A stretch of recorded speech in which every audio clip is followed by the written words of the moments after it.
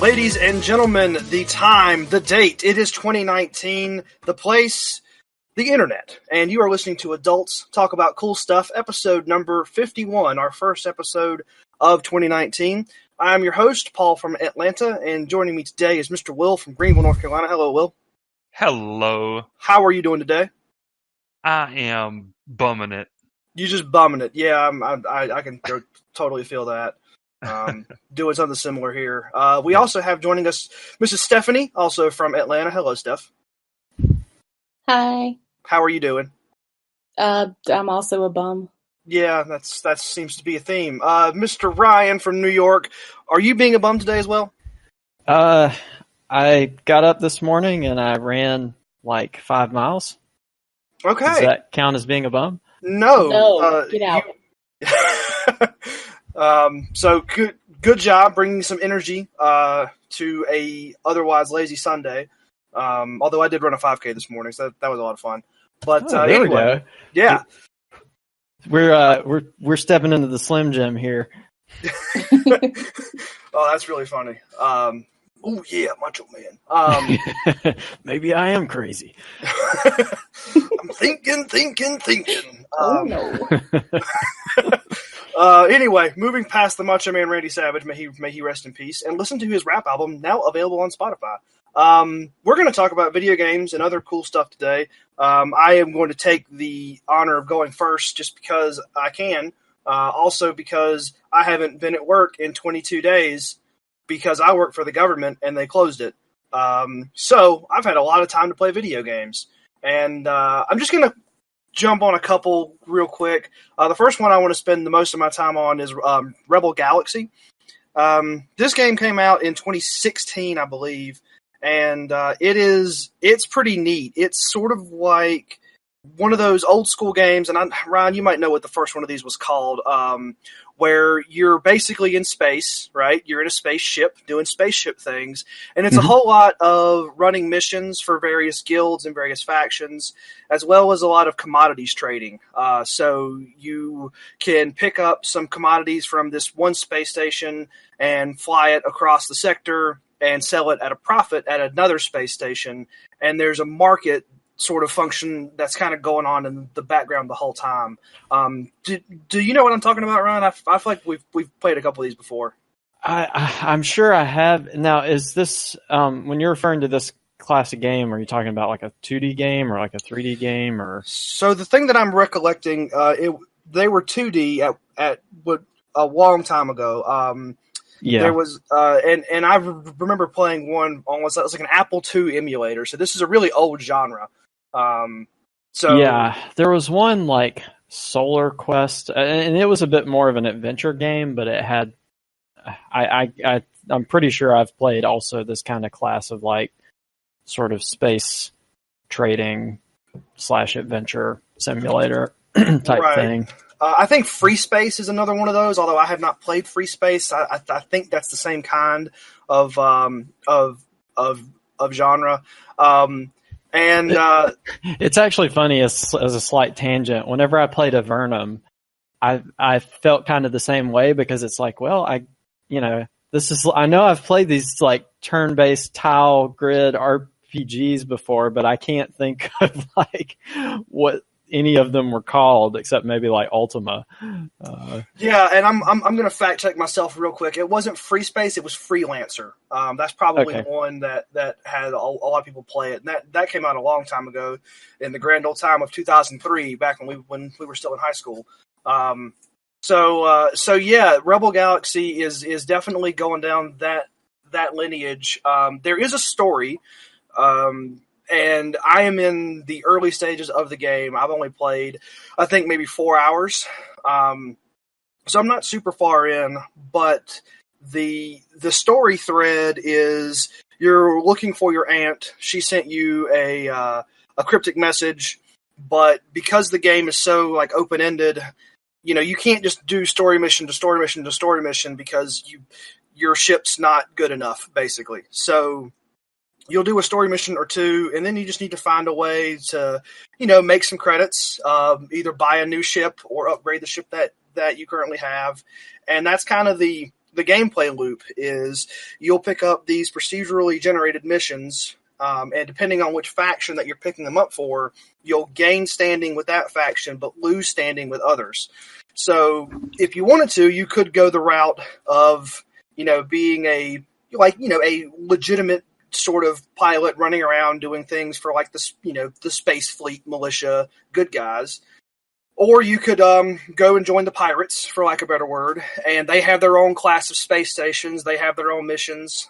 So really, from what I can tell so far, you can play the game either way.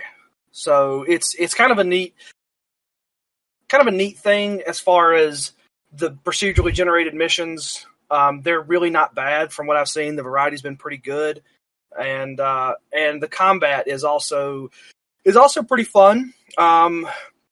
These are basically like capital ships, is like what you're flying. So it's not like a 3D space fighter like a Wing Commander.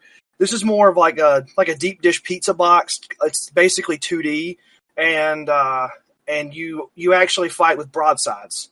So you have to maneuver your ship and come alongside other capital ships, and hopefully you drop their shields before they drop yours. So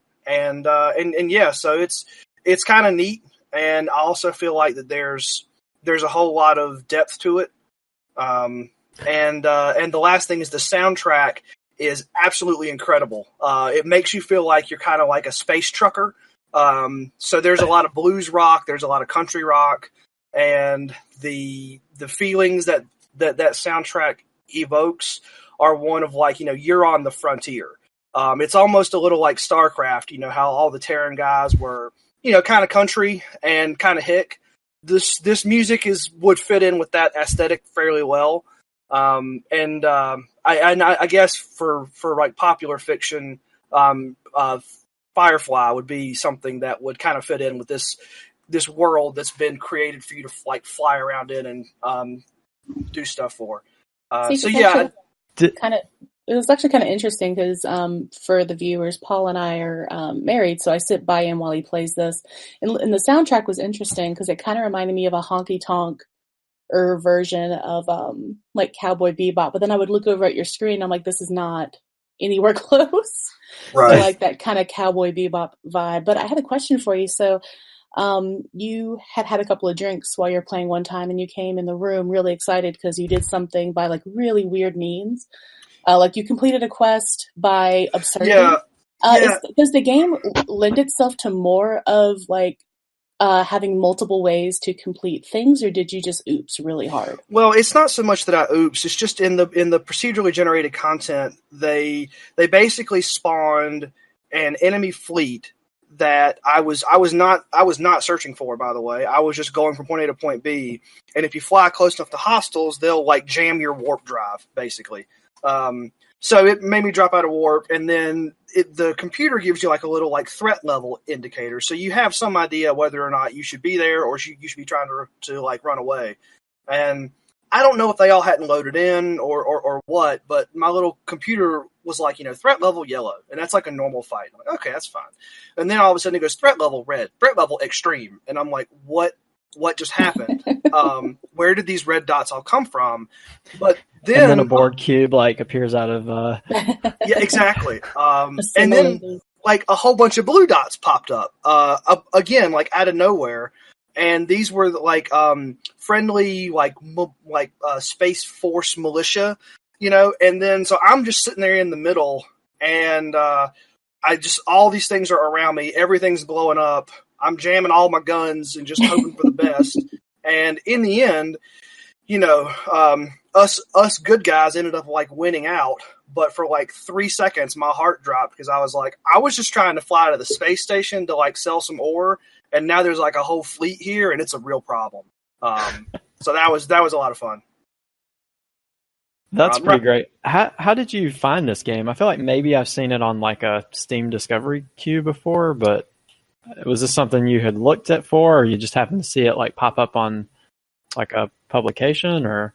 I believe that the Giant Bomb guys talked about it in their 2016 Game of the Year for like in their best music category. And whenever they were describing it, it sounded like those games that I'd played 2D versions of before. So I actually went and added it to my Steam cart, or the Steam want list, and then it went on sale for like $5, like that particular winter, and I ended up buying it during their winter sale, and it's just sort of sat on my hard drive for like 2 years. So I finally got through the backlog enough to get into it because I knew it'd be like a pretty heavy lift, but I've had time. So that's kind of how it got on my radar originally. I hear that. So yeah, it's definitely been a lot of fun. I could definitely see this being one of those games that I think you'd probably enjoy, Ryan. But it's also not something that you're going to be able to pick up and finish in just a few hours. This is one of those games that lends itself to spending many, many hours at it. And I mean, I'm sure you'll reach an endpoint eventually, but from what I've seen from the game map so far and the options available for ship upgrades, there's a lot of space to explore. So cool. But, anyway, so that was all that I really want to talk about for Rebel Galaxy. Unless anyone else has any questions about it, I'll move into something a little bit smaller, which is The Witcher 1, which I've also been playing, and I don't want to say a whole lot about it because I'm only a few hours into it so far as the gameplay goes. Just the one thing that I have been surprised by is, I knew the story for it in like broad strokes from playing The Witcher 3. What I didn't realize was how open with the relationship mechanic that the game is, because I'm definitely used to like a BioWare kind of thing where you like learn about your party, maybe you have a romantic interest, but that really only kindles at like the very, very end of the game's campaign. This one, you're at the end of the tutorial, and then boom, you're rewarded. That's right. And then you get into chapter 1, and you walk into like the bar, and you're like, "Hey, I'm looking for so and so," and then it's like, boom, there's another one, and it's like, whoa. All right, I've only been playing this game for half an hour. I didn't think there'd be this much, content being thrown around from that. So it's just, I was told to expect a level of jankiness, since this was an Eastern European studio, but I wasn't expecting the amount of adult content that has been in the game so far. And it's a lot of puff going on. There's a lot of puff going on. But gameplay seems kind of basic, but again, this game came out a long time ago. I'm not expecting anything crazy, but I did enjoy The Witcher 3 whenever I played it, so I decided to go back and fill in some of the story beats. And I'm pretty sure Steam had a sale where I got it for like $1. So at that point, I might as well just have it on my hard drive. It's interesting because I've kind of given up on the playing The Witcher 1 and The Witcher 2. I haven't actually even played The Witcher 3 yet, but one of the games I want to talk about a little later is Thronebreaker, which is set in the Witcher universe. So I haven't played any of those 3 games, but playing it kind of made me a little more curious about like the lore and the world and the characters. So I might have some questions about the setting of the Witcher games. Well, the Witcher 1 came out on PS3, didn't it? And I know this is on Steam, but like, how are the graphics holding up? The graphics aren't bad. I'm not sure that The Witcher 1 ever actually came to the console. Really? Don't quote me on it, but The Witcher 1 and 2, I'm recollecting that those were PC only games. But I could be wrong about that. Oh, okay. At least I'm pretty sure that The Witcher 1 was PC only. I'm not sure about Witcher 2. That one might have come to consoles. That's interesting that Witcher 3 was so big on consoles then, with the first 2 not being on them.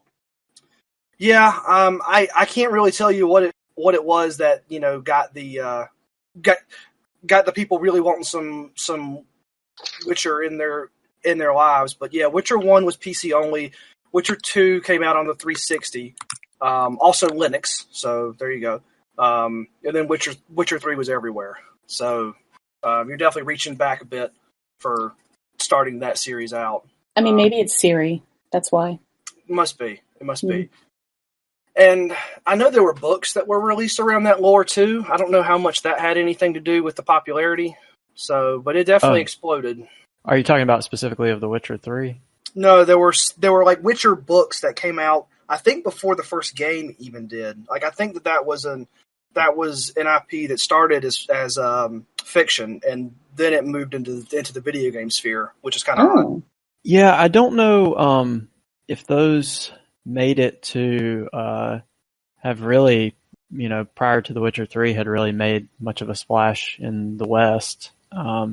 It's interesting because there's a video, like a no-clip documentary on the making of The Witcher 3. And that studio is their history, CD Projekt Red. I've always said it's CD Projekt Red because I speak English and I don't know why they put a K there, but okay, yeah, I think it's like Project or something like that. Yeah. But yeah, they have a really interesting history of, becoming like this. I think they had a partnership with Sony at some point, and they kind of just built their resources up, and then they decided with The Witcher 3 that they wanted to make their splash, and they kind of went all in on it, like a sort of like a Bethesda project, and it turned out so well that it kind of blew up. Yeah. So anyway, there'll be more for me to talk about with Witcher 1. I just wanted to bring out that one piece of storytelling narrative that I just wasn't quite expecting. But we'll see where it goes from there. And the last thing that I want to talk about, which is something that Steph and I have been playing a decent amount of, is New Super Mario Bros. Wii U Deluxe, which is a mouthful. And that came out on Switch this past weekend. And we picked it up as a digital download, and it is a re-release of the Wii U game, but I think it has all of the DLC included in it for whatever their DLC was there.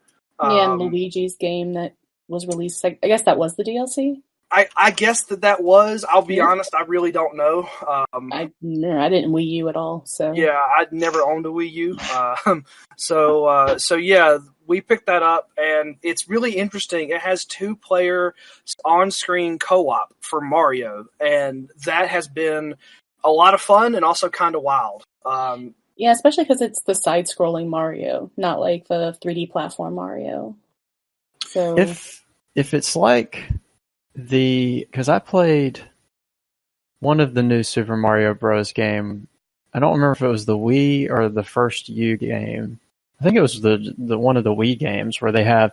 And do they have up to 4 players? Like, I think you can straight up do like up to 4, and it makes the game. It's fun. Like, in some ways, it's probably more fun than just playing through. But I think it actually makes the game harder. Holy cow! Does it freaking ever? Yeah. Because you can, like, when you're in auto scrollers, like, you're having to fight over who can, like, stand on these narrow platforms, and, like, the timing gets really janky, and you can, like, bump each other and, like, bounce off of each other. So oh Lord, it's horrible. And it's like, great, but it's horrible. Yeah, it's hilarious because, like, when I played it with my brother, we were, like, in a Bowser's Castle segment, and we were trying, like, the screen was moving up, and we were trying to, like, climb platforms, and I think in a couple of the harder segments, we just were like, okay, all right, you die and don't respawn, and I'll get through this segment. We've definitely done that. Yep. Yeah, because it's like you'll bounce off of each other, or, somebody will be like trying to do like a clutch jump, and only one of you will make it because the platform's like barely big enough for like one character. It's fun, but it's also kind of like totally wacky. What's also really frustrating is that Paul and I find out that in more games that we play together like this, that we have very similar play styles, so we are constantly in each other's way. Always. We are always going after the same enemy, we're always going after the same block, like there is no divergence at all, and it is so frustrating. Yeah, that's something that we found when we did Stardew Valley co-op, was we were doing the exact same thing, and that just doesn't work. And in Mario, it's definitely worse because it's like, all right, that platform is only one block wide. Oh God, we both jumped at the same time. Only one of us is going to make it onto that platform. Sorry for my unintentional betrayal, but it's like, it was nice knowing you. Yeah, pretty it's much. definitely not good. Like if he accidentally does that, and then I start to feel really vengeful. There's a lot of ways to mess each other up intentionally, and it's a downhill spiral from there. it really is. Just seeing how many times you can kill each other. It does lead, like what makes it enjoyable is when you have those stupid moments and you're not actually trying to be the best video gamer ever. And it's hilarious. There's the stupid ways that you will die. It's really good. Yeah, and this definitely follows in with the new Super Mario Bros. Lineage. If you've played the ones for DS or 3DS, or I think there was one on the Wii, then this is that same style of game. It's their 2D version, like Steph was saying. There's an overworld map, there's mini bosses, there's castles, there's big castles, there's Bowser. He's captured the princess again. Gasp, exactly. So if you've played any of the ones in the previous series, this one's not really breaking a lot of new ground, but at the same time, I don't think I was looking for new ground to be broken. I just kind of wanted to play a 2D side-scrolling Mario, and this is a good one of those. I've been pretty happy with the content so far. The only complaint that I've got, and it's a minor one, it's a very Nintendo thing, is that it only allows you to save after you have either beaten a mid castle or the end castle. So frustrating. It does let you quick save, so you can save out to the main menu, but there's just something, it's like a quick save is not a real save. So if I want to put the game down, I feel like I can't do it until I can beat one of those castles, and it's just so annoying that they just don't let you just save the game. And like I said, that's a very Nintendo thing where they did all this cool stuff with the actual game, but then you get around the edges and it's like, why did you make this decision? Who thought this was a good idea? Like, no, stop it. So would a quick save last, like if your game updated or your Switch like powered off, or like would that kill your quick save, or do they just basically kind of expect you to play the game and like play a couple levels, put it into sleep mode, come back and pick up, or something like that? We haven't turned it off yet, but we did put it into sleep mode, and it kept the quick save for that. Yeah, I'm kind of scared to turn it off. I'm kind of scared to update it. Like, those are great questions that I hope I never know the answer. Yeah, and that's why I'm asking, is because I wonder, like you said, I wonder what the gameplay motive is. It does feel like companies in general, not just Nintendo, like, I had to like dig through the menus to figure out. I recently finished the World of Light campaign in Smash Ultimate, and it's like, okay, until I pick up Octopath Traveler, like I probably won't be on my Switch, so I just want to power it completely off. And I had to like dig through menus. It's like companies always want your computer to be like in sleep mode so they can reach in and auto update it for you. And it's like, it's like with PlayStation, it's like, no, if I'm not playing the system for 24 hours or for 2 weeks, like there's no reason for it to sit there with its little yellow light on. Right. Yeah, and I feel like that you've hit on something that is like a trend with the industry. It's just like, let me turn it off. Just off. Like, I don't want to put it to sleep. I don't want to put it to rest. I don't want to suspend. How do I make it to where the circuits don't get electricity anymore? That's what off means. Yeah.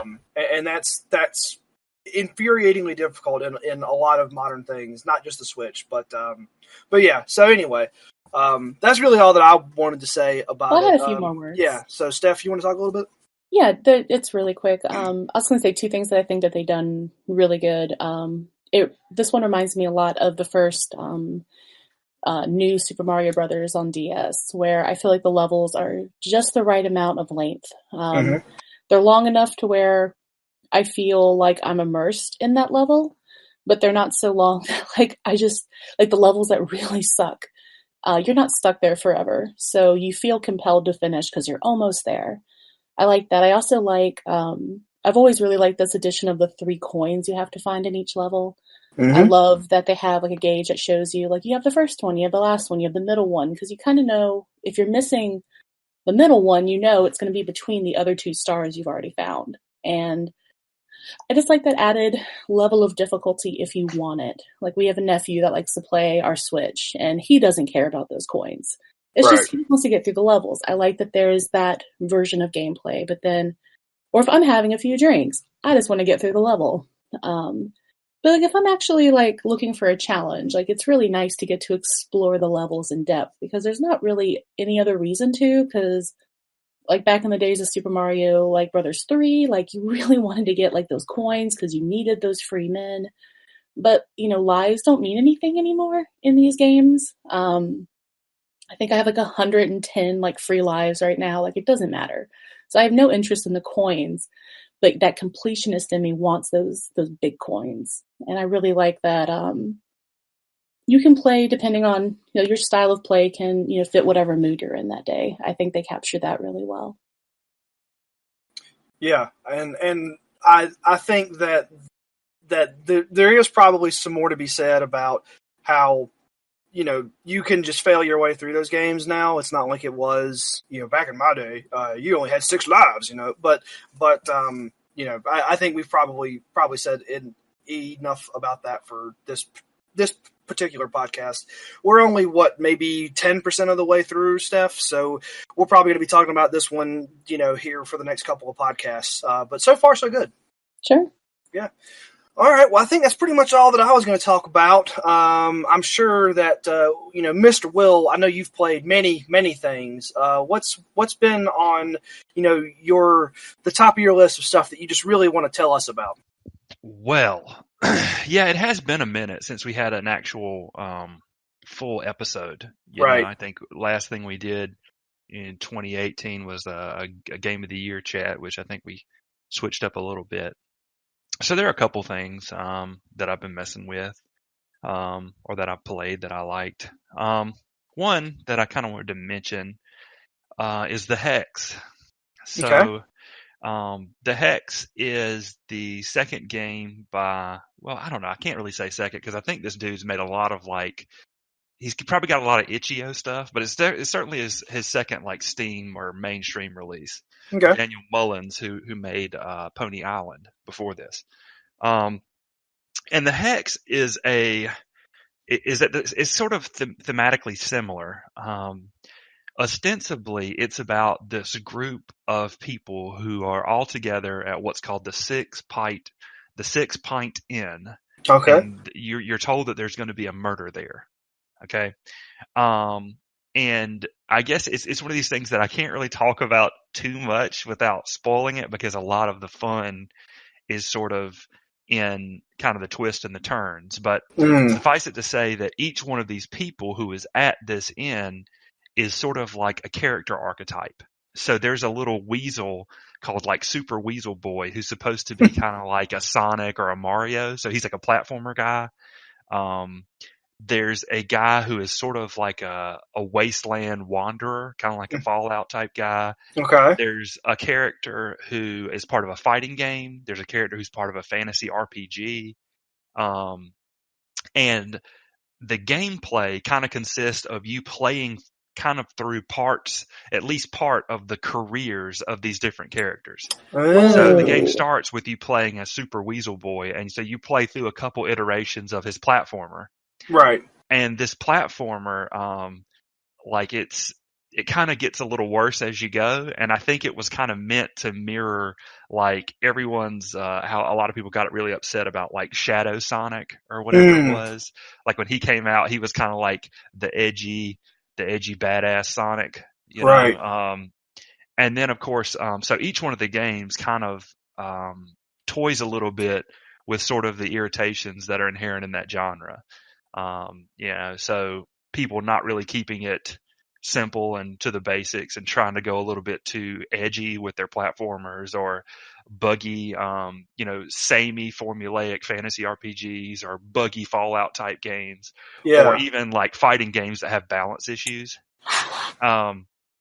So there's a lot of, there's a lot of interesting little gameplay pieces that you play through, and the developer manages to make it pretty interesting to play through each of these different types of games, and they're all kind of markedly different. Yeah, and I was going to say, like, that sounds really, like, not super easy to do. I mean, I could see you doing that, like, poorly, but if he did that well for 6 different archetypes of, like, games, that's a pretty impressive feat, I think. Yeah. I mean, and none of them are like super polished or anything, but Sure. they're all very playable and very solid. So, Steph just posted a picture, which is sort of like, you can see the guy from Fallout, like the Wasteland guy. There's a Space Marine. There's Weasel, who's kind of like a Crash Bandicoot. And then the other guy over there is the first person perspective.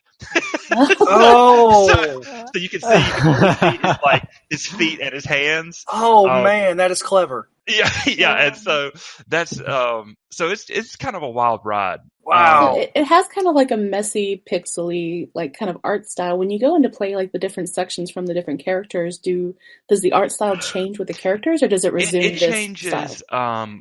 Like a tiny bit. Like, I wouldn't say that it changes like markedly. Okay. And that's a shame. Really, So good. but to give you, I guess, the main thing I guess I could probably say about it, and probably the last thing I'll say, is that if you've ever played a game and like you've gotten attached to a certain character, and then maybe you play the next game in the series and you're like, man, what did they do to my character? Right. Yeah. Like, this dude is so different now. It's almost like this game can kind of present sort of a cathartic release for you. So in a way, it's almost like these characters are a little bit peeved at their creators for putting them through some of this nonsense. That's amazing. So I won't go into any more detail on it, but it was a very clever and creative thing, and I definitely had a fun time with it.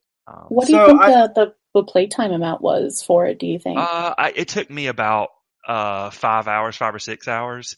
Okay. My friend Tim played it. It took him 8 hours. So I don't know if he like had to go and like play with his kid in the middle of the game, or if like some of the puzzles just really gave him the runaround.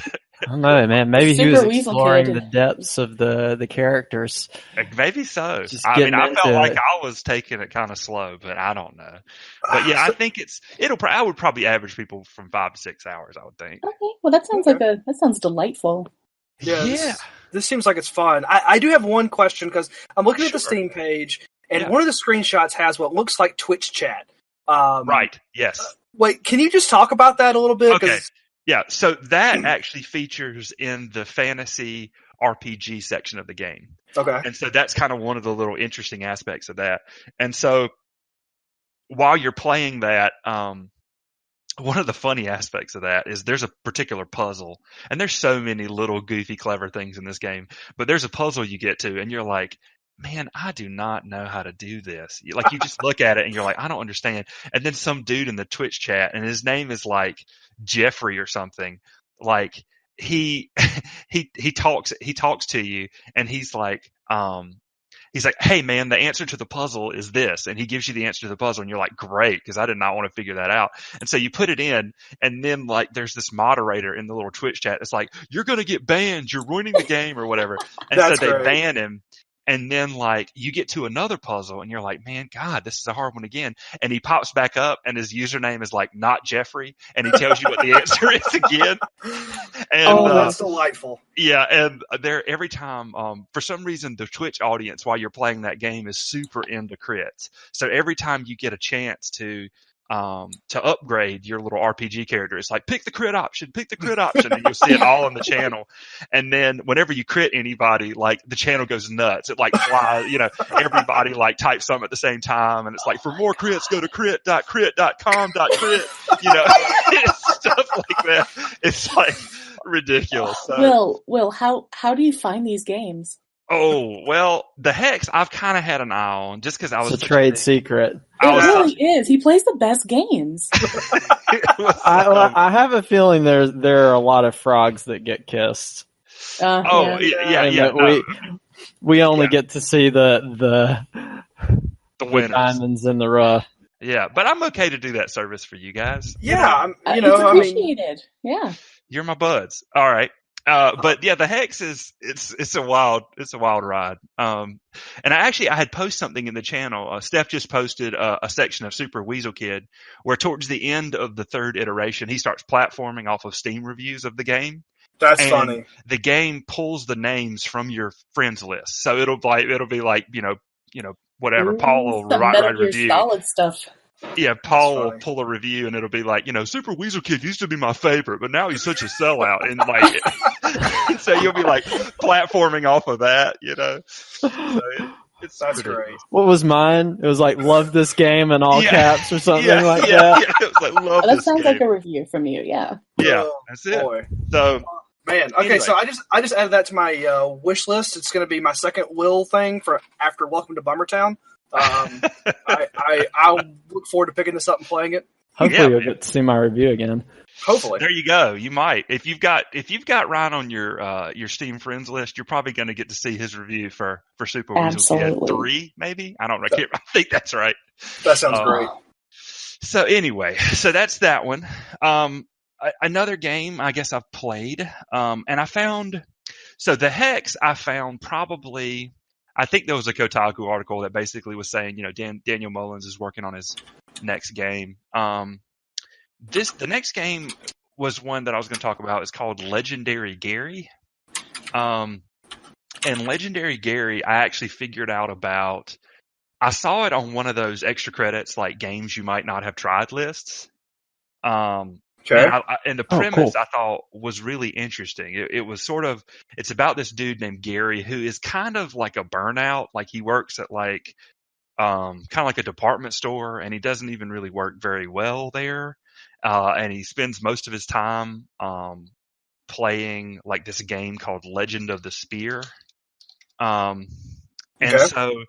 then, his mom is sort of like a little bit kind of like out there and a little bit delusional, but basically as you play the game, like his actual life and the game world start kind of blending together a little bit.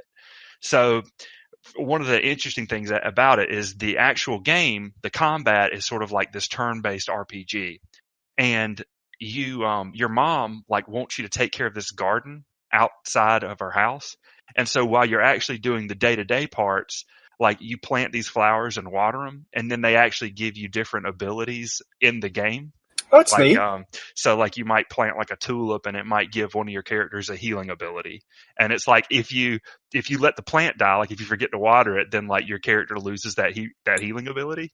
Oh, wow. So that's kind of like an interesting little twist. And then it's like things start just sort of, blending together. So, for instance, you try and get your job back at the supermarket or the department store or whatever, and your boss is like really vindictive and manipulative, and she's like, what you need to do is I need you to go and get this guy fired. And then you're like, oh my gosh, this sounds terrible. And then the next time you get in the game, like, you meet this character who's like a snake, and the snake is like, I need you to go and sabotage this thing. You're like, okay. So it starts kind of mirroring, and some of the answers to some of the puzzles like in the game itself are kind of found in Gary's real world. Like there's for instance, there are these two burnout friends that he has, and they come to his house and like play and try to write this song on his like couch. Yeah. And they leave a little sheet of paper that has the chords for the song. And then you play the game and they're like, in order to pass through the sacred waterfall, you have to play the song. And you like play the song that they played in your living room. Gotcha. And it like gets you through. See, that creeps me out. This has like a psychological twist for me already. Like this is, without saying much more, this is very Edith Finch, and I don't like it.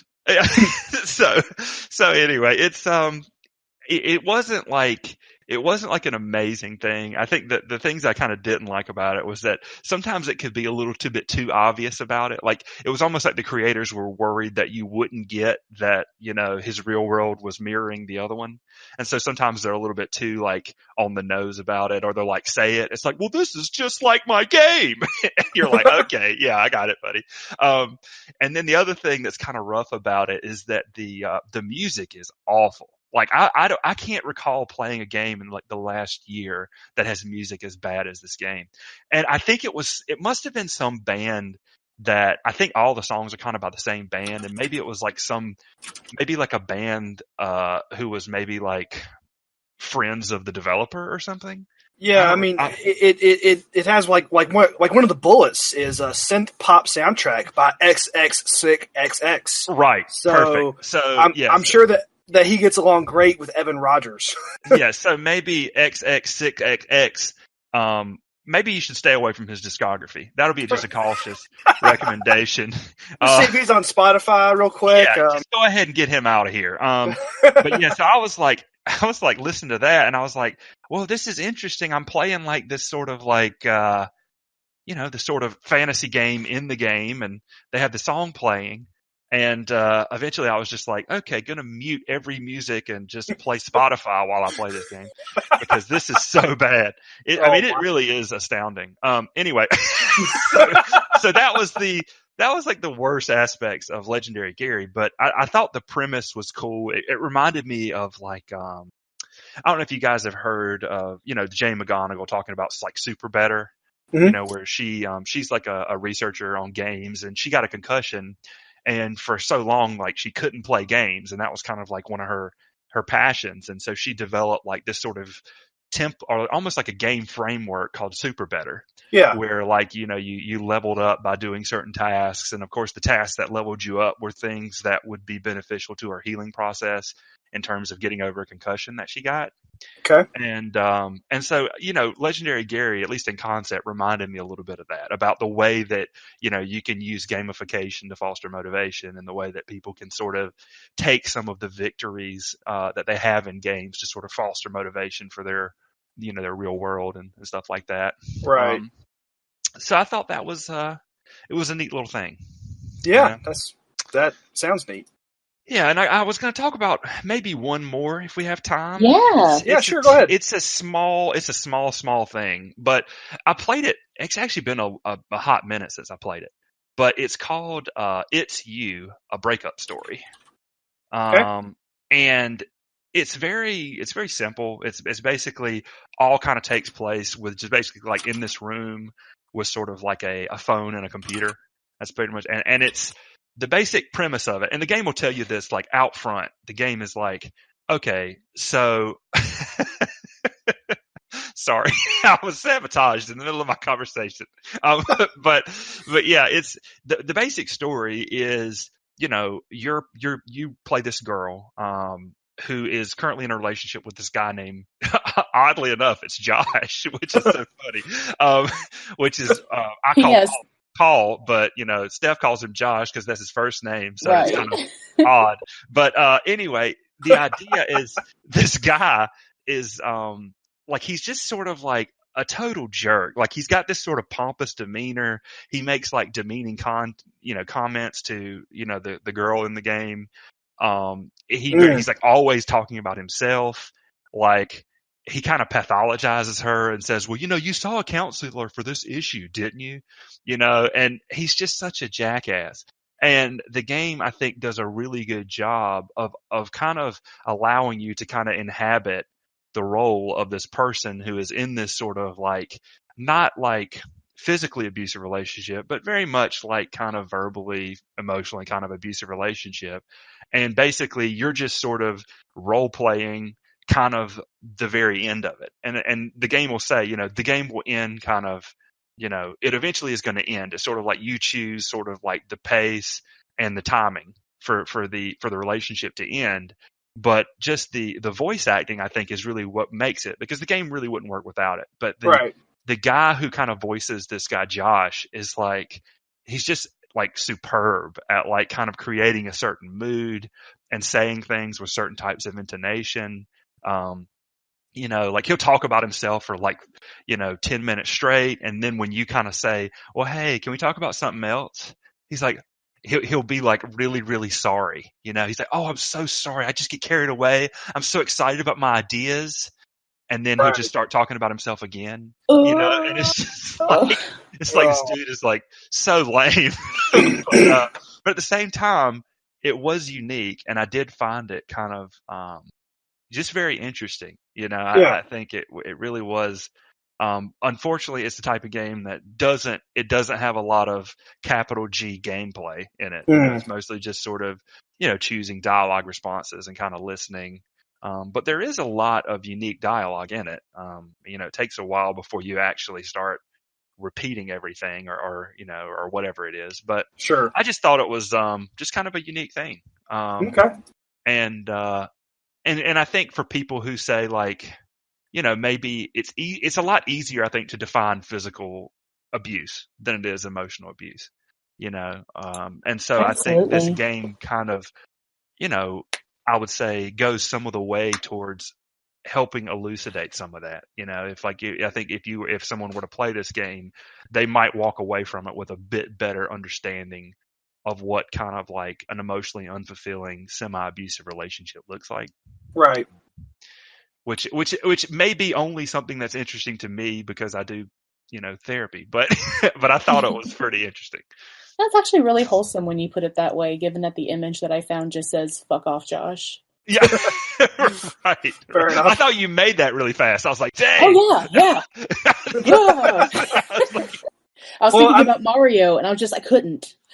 Well, and I do think it's kind of interesting whenever you can find a game and it's using that medium to get that message, to people who maybe they wouldn't even see that message otherwise. Like, I get there's probably, not a lot of like you said, like capital G gameplay, but, I do think that there's still value in trying to, get these ideas across in the various mediums where you can. And this one sounds like it's not really any different than that. It's telling a story, and it's trying to give you a lesson, and it's doing it through the medium of a video game versus a movie, TV show, or music or something like that. Yeah, I mean, anything that like promotes like healthy, healthy relationships or healthy mindsets like that. That's definitely a positive.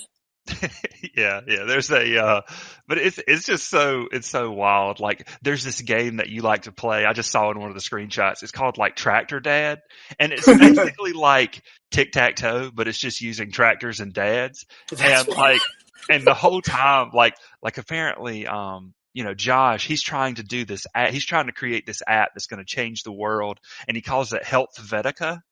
And he's always like crapping on people who like Tractor Dad. And he's like, I can't believe that like anybody would actually play Tractor Dad. And like, so you always have this like tab open of Tractor Dad so you can play it while he's talking to you. Oh, that's funny. Yeah, it's really great. And now I will say that the message would likely, it's weird. Like when you look at something like this, because it's sort of like, well, who is this really for? Like, I mean, for me, I see it and I'm like, well, that sounds interesting, but I'm not sure that enough of it is, I'm not sure it would like draw in a lot of like people. You know what I'm saying? Yeah. It's almost like if this sort of message was sort of something that they had couched as part of like a larger narrative with a more ostensibly engaging mechanics set, then maybe this would have reached more people. But as it is, I thought it was a neat thing. So. Well, that being said, like, is it like extremely obvious, like what the message is actually trying to portray, and it's not just getting to scream at your loser boyfriend, or? Oh well, not necessarily. I mean, I guess. I mean, you can kind of. I mean, of course, like I said, there's a little bit more in terms of detail as to what's so irritating about this guy and what is so kind of demeaning about the way he treats you. But I guess you can kind of see, it even says like in the about this game, it's like the game only has one ending. You decide how to get there. Right. So you kind of know what's going to go down. I think it's just sort of why exactly it needs to happen and how it happens is sort of what you sort of choose. Gotcha. Or what you kind of learn, I suppose, maybe even. But those are the three things that I thought would probably be the most interesting to talk about. So I just went with those. Sweet. Well, I'm really interested in the Hex. So I might talk about that one next week. But anyway, all right. So Steph, I know that you and I've been playing some Mario Bros, but you've been playing some other things. So why don't you talk about some of those other things that you found interesting? Yeah, sure. So the first thing that I got to play, I just recently graduated college, yay! And the first thing I did, congratulations. Thank you so much. The first thing I did was I picked up the Persona 3 and Persona 5 dancing games. So dancing in Starlight and dancing in Moonlight.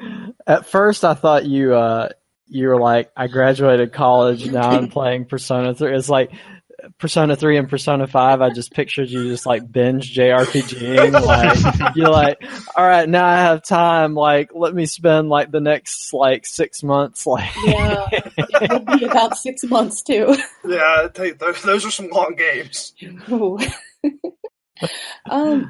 so the dancing games came out finally in America in December, and I have very mixed feelings. So the gameplay, there's a story mode in each. I use the term story mode pretty loosely, so these are playing on the same formula as the Persona 4 dancing game, and which had a kind of a visual novel aspect to it. Like, there was a reason why you were dancing. There was a quote-unquote plot to follow, where Persona 3 and 5 dancing games are more like, how can we make this a thing without having to actually write a story? Or how can we connect these two universes? But it's weird that the universes are connected, but they're not necessarily sold as like the same, like in one package. So I made the mistake of buying the Persona 5 dancing game and thinking I'll buy 3 later, go to buy 3, and the person that was selling it to me was like, well, you could have just gotten this bundle that was like $30 cheaper, and you could have gotten 3, 4, and 5 together. And I was so like, oh no, perplexed by this. Like, why wasn't this an option the first time? Like, why didn't anyone tell me? Because you could spend $100 on all 3 games, and you get the Persona 4 game kind of remastered, retouched up for the PS4, because I have it for the Vita. Or you can spend like separately like 2 rounds of $60. huh? Yeah, and they didn't do a great job of like advertising it, or if they did, I totally missed it. But I don't know, like spending $100 on all 3 games, I think that's probably okay for your money if this is what you're like into. But buying these games separately, I almost feel like that shouldn't even be an option. Like, right. Because they're not deep enough, really. I don't think. So they released the 3 games on PS4 at the same time, individually, as $60 games plus a bundle. Well, they didn't release the Persona 4 as its own game. Persona 4 was just kind of like a remaster that you could only get in the Persona 3 and 5 bundle, if I understood correctly. Huh. But so either $120 for 2 games or $100 for 3 games. That's interesting. It's very. Anyway. So I use plot loosely. It kind of feels like when you get into the mechanics of like a Persona game, you have like your social links. So your relationships with other characters unlock more features for combat. Here are just your relationship with the characters open up dialogues that you can read, and there's not much of a story. It's just these 2 so you enter like the Velvet Room, like where they're like guardians, or like that's kind of the fastest way to describe it, like guardians watching over things. And 2 of these guardians are sisters, and they get into a fight saying, well, my video game like compadres like can dance better than yours. It's like, well, no, mine are better dancers. Yeah. They just straight up are like, let's have a dance off. Yeah. Well, because Persona 4, the plot is you have to dance to actually solve a problem. So apparently the guardian from that world was with the other ones, and she's all like, my characters are so cool because they dance and save the world. And it's like, well, mine could dance better. No, mine could dance better. So the 2 sisters are having a dance off. Mm-hmm. And if you don't win, you go to hell. I haven't quite gotten to the end yet. But so when you go and you're playing the story, you get like 4 songs. You beat those 4 songs. Then there's like a 5th song that features all the characters. You beat that one, you get the next set of 4. To unlock the social links, you have to do things like you have to wear 30 sets of glasses or 20 different accessories, or you have to get this many perfects. And once you build up enough of that with each character, there is a cool feature where you get to explore their bedroom. It's just kind of fun because you get to delve into like some of these characters, like their little inner sanctuaries. Like one of them for Persona 5 is a painter. So when you go into his room, he's got art supplies everywhere and just weird, absurd stuff. And which is vastly different from like the computer hacker who has a bunch of like anime models everywhere. I'm not really a fan. Each character has their own like dancing style. I'm not a fan of all the dancing styles. In fact, so in Persona 5, there's a character named Futaba. She's like the small, cute little redheaded girl, kind of orange-haired, who does all the computer hacking. She's a genius. She's so awkward, and that's really great in a game. It's not so great when she's dancing. It's really cringy. I feel like I'm watching The Office. I can't handle it.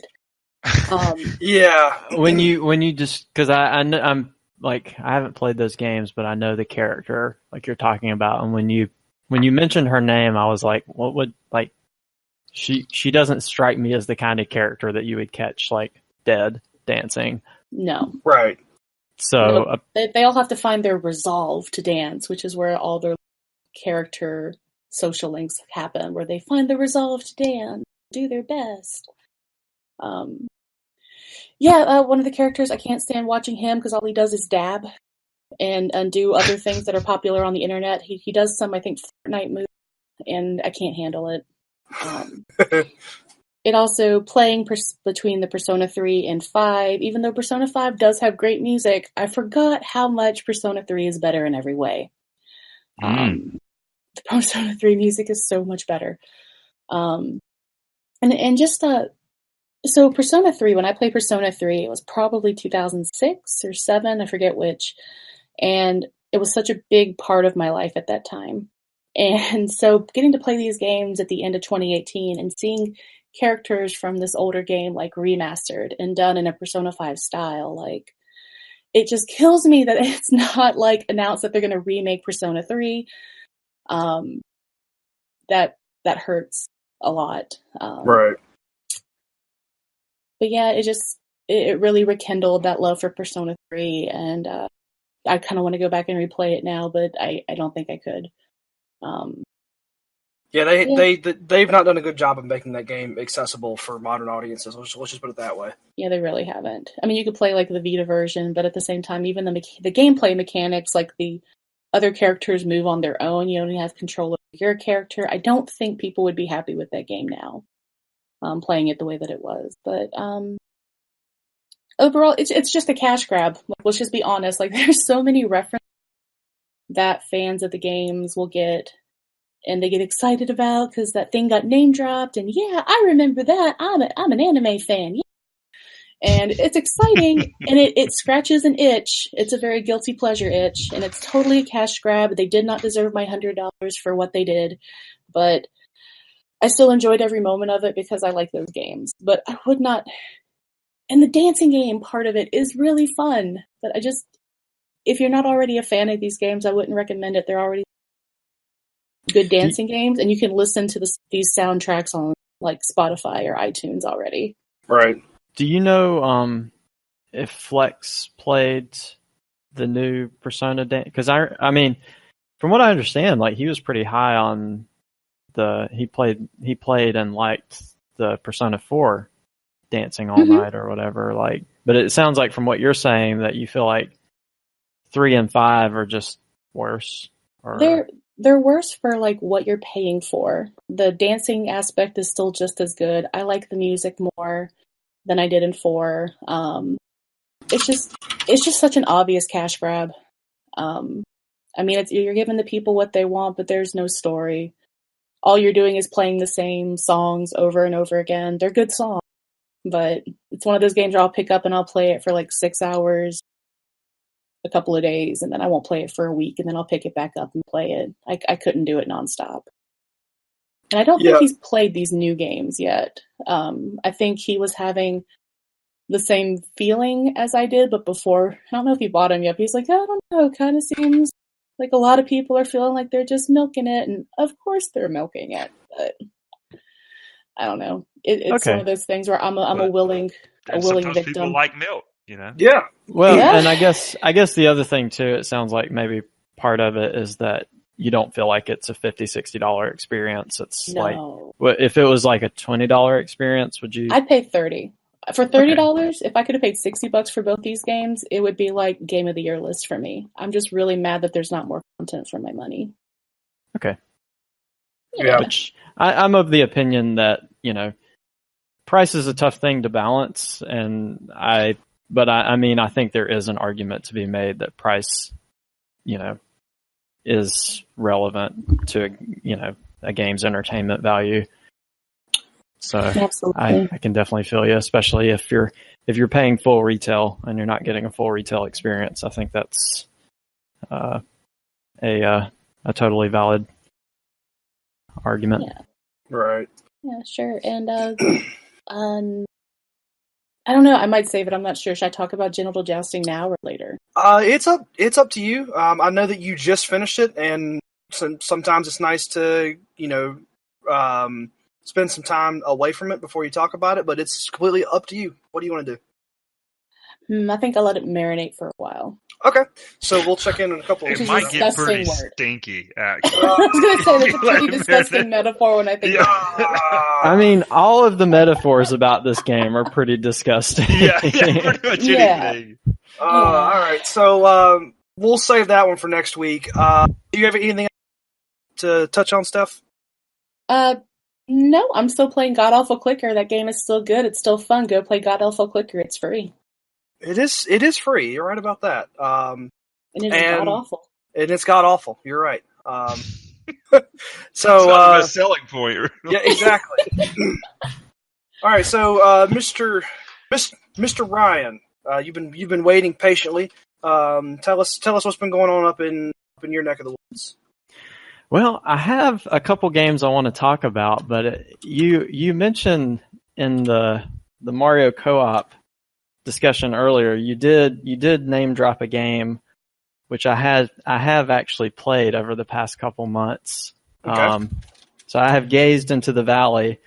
And, Go on. I have my brother and I, starting a month or so ago, picked up Stardew Valley and have played co-op. We've taken a bit of an extended hiatus, I guess, because he's been busy for the past few weeks. But it is funny. I've been out of it for a bit, so I don't know how much I'll have to say. But since I've got Paul and Steffi on, I definitely had to mention that I had been playing. I had been playing some Stardew Valley, and I'm actually hoping. So we're right now like in summer of year 2, and I think like I'm actually close to being able to get married. I don't know how much. Who's your character? Who's the character you're going after? Who you shipping with? So in my game in this playthrough, I guess I am dating Abigail. Okay. Oh. Which She likes to eat rocks. She does like to eat rocks. I give her amethysts all the time, and she asked me how I knew she was hungry. Yep. That is funny. And it's funny to me how that actually worked out in terms of gameplay, because going into it, like, so, obviously the game's kind of like, sort of like Harvest Moon, I think is the way it's described. And I feel like that's pretty apt. Like it's sort of a spiritual successor to Harvest Moon. And I played the SNES version and really liked it. But past that, I think they just got maybe a little too formulaic. Sure. Because I played 1 or 2 of the games afterwards, and it just didn't quite click as much. But it is kind of neat, some of the stuff they do in Stardew Valley. Like, I think they take sort of the best parts of the old games and they add a few wacky new things. And but I guess in terms of the relationship, I was really like not planning to do any of that, to engage with that, because to me that kind of gameplay it's sort of weird. It's like, okay, you find somebody you like, I guess, like, you find a girl and you give her like random items until she falls in love with you. Yeah, Mhm. much like real life, right? Pretty much. so having played Harvest Moon, I'm like, well, I don't need to go through that gameplay loop, but some of the quests kind of point you in that direction, and then I was like, okay, well, my brother and I were joking about it, like I was just making fun of him. So and the funny thing is he's actually dating Haley. Okay. Because we kind of joked about it so much. She's like this shallow blonde. Thank you. See, Ryan gets it. She's got a deeper side. You just really got to dig in there. You just got to give her enough sunflowers to see her soul. Exactly. Yeah, so we were just totally joking about it, but he was like, yeah, I think I might want to date Abigail, because his character, he just to be funny, he dressed his character up like a gothic person. Nice. So I was like, oh, okay. So I was like, okay, well, her birthday is this day and she likes these things, why don't we just go ahead and, because relationships are part of that game. So like, why don't, we just give her this item or whatever for her birthday, just go ahead and do it because it's an event, right? And so I gave her I think he was busy in the mines or something that day. So he actually just totally missed her birthday. So I was like, well, I'll give her this item. And then it starts giving you these little cutscenes, I guess, to build the character relationships. Mm-hmm. And when it did that, I was like, this is actually really cool. I like the way that they've kind of added this little layer onto that. So I was like, I'd like to see where this goes, to see what they do with these characters. So it is kind of funny, as you build relationships with the characters, you'll be walking through the woods and they'll play a little cutscene where you sit by the pier at the fishing, at the fishing I know lake which or one whatever. you're talking about. You're like, really happy. And it's like, no, and you might bro out a little. Yeah. Yeah. You make friends with an alcoholic. Woo! It gets better. So yeah, I think it's interesting how they've taken some of that kind of core gameplay and just added a few little things to it, and now that it's co-op too, that's kind of fun because we've because my brother and I'm guessing we're way ahead of where you would normally be in year 2 if you were playing solo. He does a bunch of ranching, I do some farming and fishing, and he goes into the mines, so we kind of focus on different things, and we've just been able to max out almost everything by the end of year 1.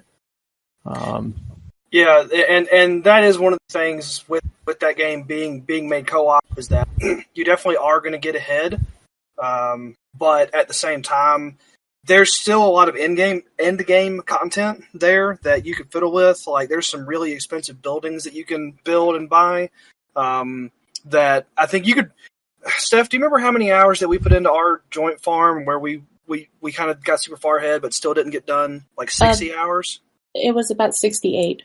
Yeah. So, we spent almost 70 hours and we still did not get all of the end game buildings. So yes, you are probably a lot further ahead than a single player person would be, but I don't think that you're anywhere close to being done if you're trying to be a completionist. Oh yeah, well, and I don't think we'll go that far. I think I know what you're talking about. There are some and there's this crazy expensive item that basically lets you teleport around or something like that. Yeah. And that stuff is cool, but yeah, I don't know that we're going to go min-maxing into building a bunch of artesian jam makers and growing ancient fruit in their greenhouse or whatever. Our farmhouse is nothing but ancient fruit. Yeah, I don't know if we're going to quite go into that level of min-maxing. I think we're just kind of dabbling with it, and then it's okay, well, we built all the practical things that don't cost $20 million and seeing some of the events and things like that. I think we have 280 kegs, something like that. But don't worry, that's how you start out with the game. But the game is going to get you. It's going to get you. Yeah, that's an insane setup. But anyway, that was a nice digression. I'm glad you guys are on the podcast, so I could share my experience in the valley. There you go. It was like what game? It was the Game of the Year candidate for like the past 2 years or something like that. It should be for every year. It was Paul's Game of the Year candidate for like the past couple years. Yeah, pretty much. But the games I meant to talk about, so I was going to touch on 2 games, hopefully semi-briefly. The first one is one that Nate mentioned he had been playing, Thronebreaker, The Witcher Tales. And him talking about it actually kind of got me interested in it, and I went ahead and picked it up. I guess GOG had like a bit of a winter sale, and just finished it yesterday. Okay. And it's pretty good overall. I think it's probably a little too long for my tastes, and I think it has this like Heroes of Might and Magic style campaign. Okay. Which is kind of cool, but at the same time, it doesn't always fit like the card game battle system. Because you have to because in this campaign, you're getting buildings and you have to invest resources in upgrading buildings, and you have to invest resources in crafting cards. But, I think the strength of card games sometimes, aside from maybe like the collectible elements, are like if you run into a difficult battle, like tuning your deck and, trying something new. And when you have this campaign layer where you're having to commit like resources, it's like if I run into a tough battle, and I lose once or twice, and I'm like, well, I want to try a new deck. Maybe I've invested all my wood and gold and people into like a different type of deck. Right. So I hoarded my resources partly because I was always concerned about that, but so I probably just didn't play the game entirely correctly, but at the same time it felt sort of restrictive in that I could run into a situation where there's just a really tough story battle, and like I wouldn't have enough resources to build like a different type of card. Plus, the other thing too is like in these deck building games, a lot of times, 2 different decks will have entirely different sets of cards.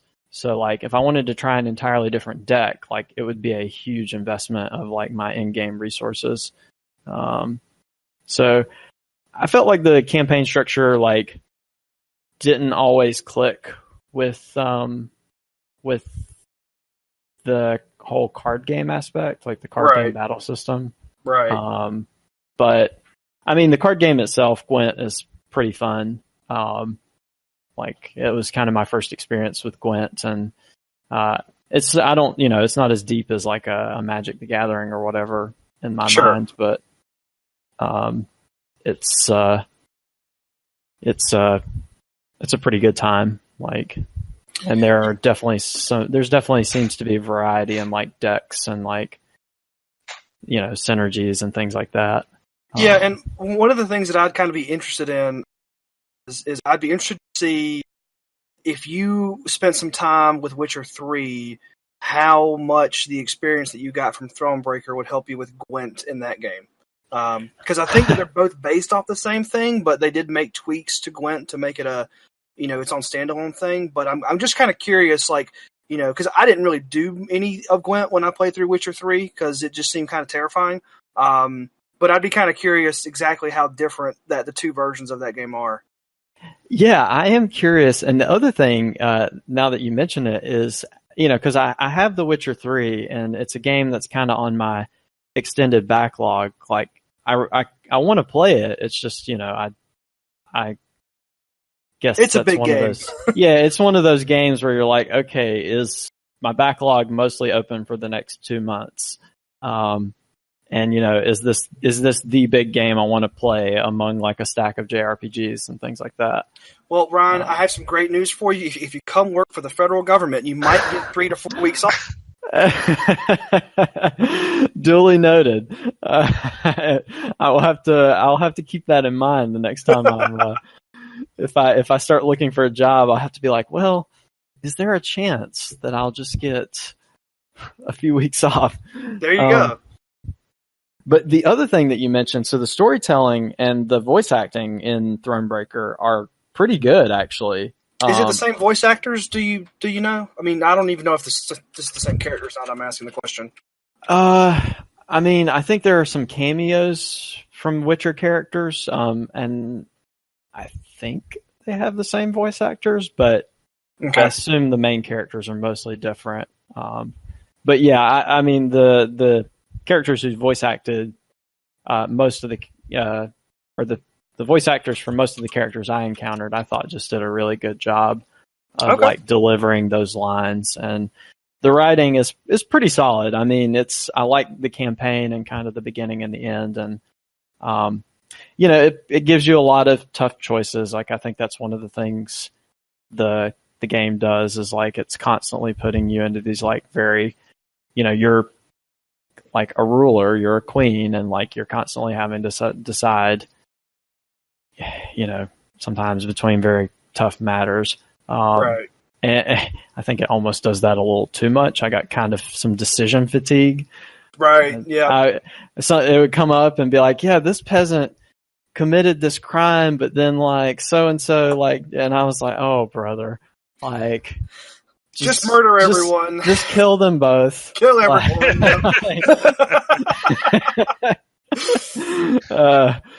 Yeah, it's kind of funny how video games really bring out the fact that none of us should be in charge of anything. Well, I mean, we all suffer from, you know, we can all suffer from decision fatigue, you know, if you just get like one after the other, after the other, after the other. Yeah, it's definitely like it kind of throws a bunch at you, but playing that game does make me a lot more interested in kind of the lore and the world of a game like The Witcher. I also am curious because it sounds like you've played The Witcher 3 and you're kind of starting in The Witcher 1. Yeah. So the protagonist of Thronebreaker is Queen Meve of Rivia and Lyria. Okay. And it sounds like maybe it's sort of in a historic context, but not like a distant past historic. Okay. Do you know if that character, like Queen Meve, like makes any sort of cameo or has any lore in the Witcher series? Not off the top of my head. Okay. Because I mean, you know, Geralt is Geralt of Rivia, so I'm sure there's some sort of a connection there. But I've not heard of that person in any of the stuff that I saw in Witcher 3, and I haven't met any rulers in Witcher 1 yet. I'm just kind of out in the woods. So no, that doesn't ring a bell. Okay. Yeah, I mean, I could see it either way. I was just curious if there was like a cameo or an influence. You never know how that lands sometimes. So I actually picked this up over Christmas, and I was playing it a little bit. And I didn't play, but probably like 10 or 15 minutes of it, and I found it kind of overwhelming. I mean, one, I think I'd never played any. I had never really played anything with Gwent, so I didn't know any of the rules. And then it seems like I guess it felt to me like it threw me in a little bit in the deep end with the Gwent. Right. And then when I was walking around or when I was riding around, whatever, with my queen, it was like I was trying to pick up these random piles of wood and stuff, and I was like worried that I was gonna like miss something just because like it didn't seem to me that sometimes the wood and the different resources you could pick up, I was almost kind of having to click everywhere to make sure I got them. But maybe as you play, it gets a little bit more obvious, like what you can actually pick up and what you can't. So I kind of put it down and just kind of moved on to something else and figured I'd come back to it later. But I guess if you had to like lay out, like, what are the best things to know, like going into this game? Are there things that can make it sort of easier to acclimate to kind of the gameplay and flow of the whole thing? That is an interesting question. I mean, as far as the specifically like making sure you find resources, you don't need 100% of everything. Although I also played the game in a similar way because, like I said, I was a little paranoid that I would run into like a tough story battle and not be able to tune my deck. Right. But in reality, I mean, I don't think I made any like seismic shifts in my deck. So resources aren't critical, but if you wanted to alleviate that, there's a building you can build, I think, pretty early on called like, I don't know, it's like a scout post or something like that. Mm-hmm. And then when you go to the map, you can pay like a token amount of gold and they'll just reveal all of the resource spots on the map. Oh, okay. So that makes, and I use that semi-frequently because if I felt like I was just having trouble or didn't want to figure out where the pathways were, I would just be like, okay, you know, it's worth a little bit of gold to just see where all the pickups are. Gotcha. Other than that, yeah, I mean, I didn't have any experience with Gwent either. I played the game on normal, and I would say some of the puzzles were pretty tough, and some of the battles, particularly a few of the like big story battles, were pretty challenging. But I used a pretty similar deck type for most of the game. I think I tuned it a few times and maybe changed it once towards the middle of the game, but I mostly just used I used blitz units. Gotcha. So there seemed to be there are different themes, and like one of the big ones is blitz, and I just tended to lean on that, and it worked pretty well. Cool. Okay. Well, yeah, that's helpful. I just was, and I don't know. I probably could have just like gone slower through the tutorial, but at the time I was just kind of like, okay, tell me how to do it, and it just seemed like it was like throwing a whole bunch at me or something. I don't know. Yeah, I mean, a lot of times you play shortened battles, and you just really have to win one round by getting a higher score. Right. Gotcha. So whatever it takes to get a higher score on your side of the board. Right. But you know, sometimes I found it a bit more challenging in terms of the regular gameplay if they had like the 2-round battles, because then you really do have to manage. Like sometimes I would just deck myself. Gotcha. And that turns out that's not a winning strategy if you're going to a 3-round battle. Gotcha. Okay, well, cool. All right. So overall, you pretty happy with your experience there? Yeah, pretty positive on it. In retrospect, I might have tried to push it a little faster, but I think part of that's just the game is a little bit long in and of itself. Okay. It dragged a little bit, but yeah, it was good. I liked the story, and I thought the card game was pretty fun. All right. So, is there anything else that you want to talk about for this episode? Yeah, the only other thing I wanted to mention was I also finished playing Smash Ultimate, the World of Light mode. Congratulations. Thanks. I heard that was a chore. It kind of was. And I mean, I don't know. I've been kind of like I had fun with the game, and I really like some of the concepts that they've put into it. It's just I think I like the concepts a little more than the execution sometimes. Okay. And I mean, to be fair, like you know, so Smash was picked up for me as a gift. It wasn't something I was originally going to buy for myself. And it's super cool. Like my brother got it for me for Christmas, and it's a cool game. And, you know, I really played a ton of Melee back in the day. But I've been hesitant to pick up fighting games, because I don't meet up with people to play local fighting games much anymore. And that's kind of like, I feel like if you're not playing like fighting games locally with like either competitively or with like a group of friends, like, you know, you're just not getting the full gameplay experience of the way those games are intended to be played. Right. So I mean, you know, I don't want to be unfair to Smash in that, but since he got it for me, and you know, it does have like quite a bit of single player content. I definitely wanted to check it out, and I kind of like some of the stuff they're doing with it too, in their single player mode. Like one of the things they've done is basically, Smash is now full of just tons and tons of video game references. Not from every franchise, but it's also, they're no longer exclusive to Nintendo. Right. And so in the World of Light mode, they kind of have this adventure mode where you go in and you battle, you fight a lot of individual battles, which, that basically just boils down into a Smash match against AI, sometimes with modified rules.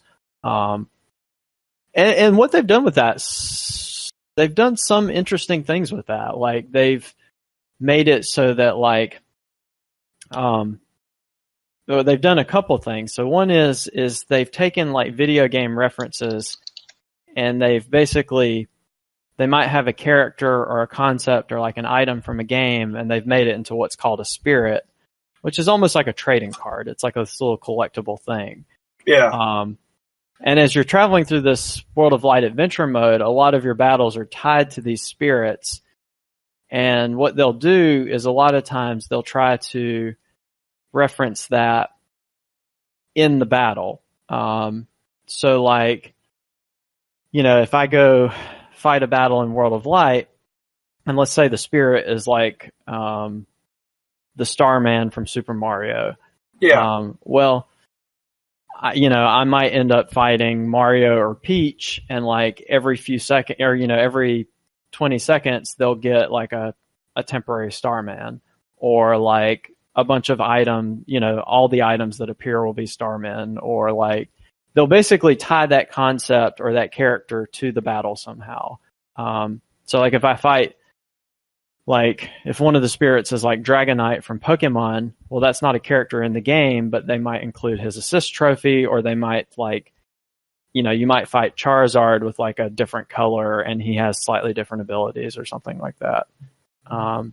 So they've kind of tied it to the battles, but then they've also made it so that once you collect those, they end up going into this system where you can like equip them and level them up, and like, they might modify your character's abilities. Like they might strengthen your sword attack or give you an extra jump or things like that. So it's kind of a neat, like, RPG / collectible / and they're really trying to represent these characters in these like Smash battles.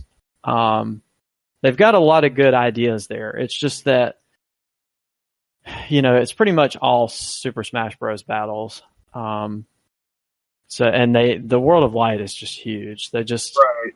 And I think that's part of the problem, is that there's just so much of it. Like, it's cool that they have these collectibles, but like, then when you realize like, oh, well, let's have every item and character that's ever appeared in the Super Mario game, plus like tons of Fire Emblem characters, tons of Zelda references, and they've got a bunch of Street Fighter characters and Castlevania characters, and like they've got characters from just tons of other Nintendo franchises. So it becomes this like huge mess of inventory management, and like, I don't know, that mode is so long. Yeah. And at the end of the day too, one of the weaknesses of fighting games single player mode is like, a good fighting game usually isn't designed for single player. Right. So just doing those battles over and over again, like, it kind of works, but it's also kind of a time sink. So I don't know. I like the concepts. I mean, I think it's super cool. Like, one of the things they did, and even it's as far back as Smash Melee, is they had all these trophies and there were all these game references. And as you unlock them, you could just kind of go read and like look at the trophy and be like, oh, cool, I didn't know about this game. Or like, I remember that character who's like an obscure cameo from this game. And they've actually tried to incorporate those references into the gameplay in sort of like a collectible / RPG system. It's just, I think maybe there's just a little too much of it. Like, I got you. Gotcha. So yeah, I mean, it sounds like that single player mode. Are you still there? I lost you for a second. Yeah, I'm still here. Okay, sorry. What were you saying? I was just gonna say, it sounds like that single player mode could probably use a little bit of like an editor or some editing. And I think I'm kind of with you. Like, I'm interested to play the game, but I'm not going to buy it for myself. You know, I don't know that it's quite for me. But anyway, so yeah. All right. Well, I hope they keep experimenting with stuff like that, though. I mean, yeah, it seems like it's a really cool thing from a distance. I just don't know how much I would want to go through as a player. You know what I mean? yeah. I don't know that they're really miles away from having a really cool gameplay experience, but it's just, you know, especially because it's so long. I think I played like 25 hours of it. Towards the back third of it, I was like, really? Like, yeah, I could see that. And that kind of jives with most of the stuff that I've been hearing around the chatter of that game too. So, but anyway, all right. Well, Ron, unless you had anything else, I think that's probably going to wrap us up. That's good for me. All right. So, let's see. We talked about a lot of stuff. For the next couple of weeks, I have no idea whether I'll be working or not. So I'd give you a list of things I'm going to play, but it would be too long. Suffice to say, I'll probably just keep on with Rebel Galaxy and Witcher 1, and probably still play with that new Super Mario Brothers. Will, what have you got on your radar for the next 2 weeks? A bunch of co-op stuff, and then I may try starting the Council, or I may dip back into that Witcher Tales and see if it can latch its hooks into me. All right, Steph, what about you? Definitely want to play more of the Mario Brother game. And then I picked up Resident Evil 5, so I'd like to try to get through that, which will be amazing because I don't like playing horror games. It's an action horror game. There's zombies. There are zombies. Zombies. We're going to do that co-op. I picked up a copy of that too. I kind of forgot about it. So that should be fun. And Ryan, what about you? Oh, a couple games, but before I forget, shout outs to AGDQ. They just finished their 2019 marathon, like midnight, 1 o'clock last night. Yeah, we watched a bunch of that. Yeah, I think they raised over $2.1 million. I think the final number was 2.4 was the last number that I saw, so they did really well. Wow. Yeah, they did really well. Congrats to them. Yeah, no, super cool, super fun. I also watched a lot of it, and I always enjoy those events. But anyway, the games I want to play, I have 2 Point Hospital, and The Messenger are the games I hope to start soon. All right. Well, I think that's probably going to wrap it up for us here. We have been adults talking about cool stuff. This has been ATACS episode 51. We'll be back in your feed in a couple of weeks where we're going to talk about some more fun stuff. So until then, keep on gaming, and we'll see you here in just a bit.